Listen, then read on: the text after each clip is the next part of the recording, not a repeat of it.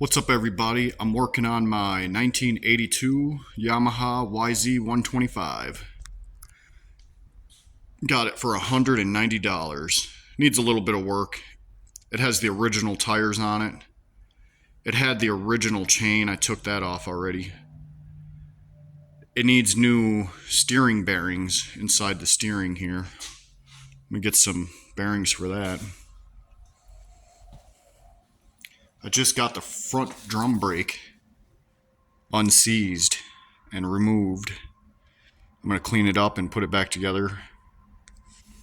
Got a broken spoke right here, so I'm going to replace this. Yeah, so this is what I'm doing today.